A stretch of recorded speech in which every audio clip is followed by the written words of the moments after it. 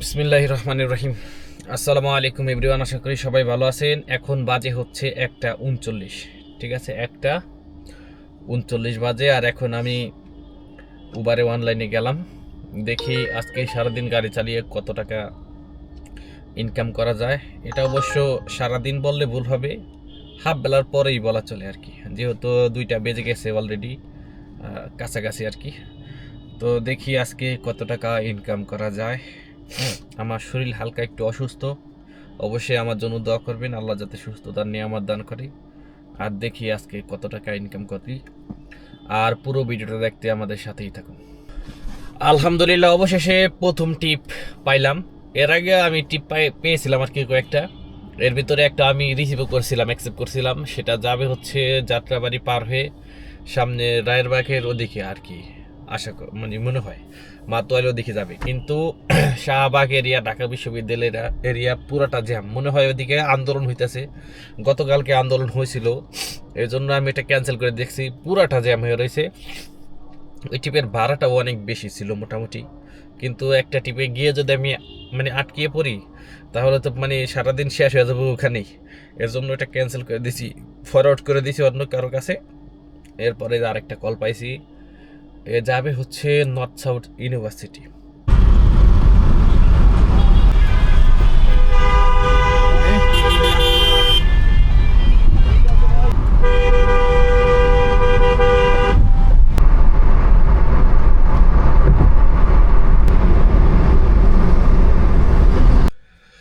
আলহামদুলিল্লাহ, আরেকটা টিপ ঢুকছে। যাত্রী যাবে হচ্ছে জাপান গার্ডেন সিটি ওদিকে। আসসালামু আলাইকুম। কোথায়? রাজবাড়ি food court.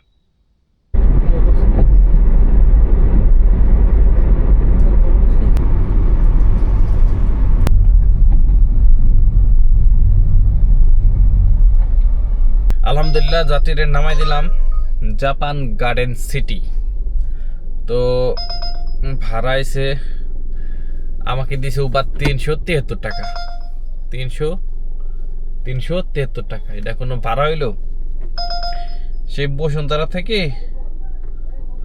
Japan garden city আসলাম মোহাম্মদপুর, 373 টাকা। আর এদিকে পুরাটা জ্যাম, মিরপুর রোড টেকনিক্যাল মোড় হইতে পুরাটা জ্যাম, গাবতলি পেচ্চা পুরো একেবারে। ওদিকে আমিনবাজার ব্রিজ পার হয়ে ওদিকে গেছে গাড়ি, পুরাটা পেচ্চা জ্যাম হইতেছে। ওনে মনে হয় কোন আন্দোলন হইতেছে, এখন ওদিকে আর যাবো না। তো আজকের ভিডিওটা এই পর্যন্তই শেষ করলাম।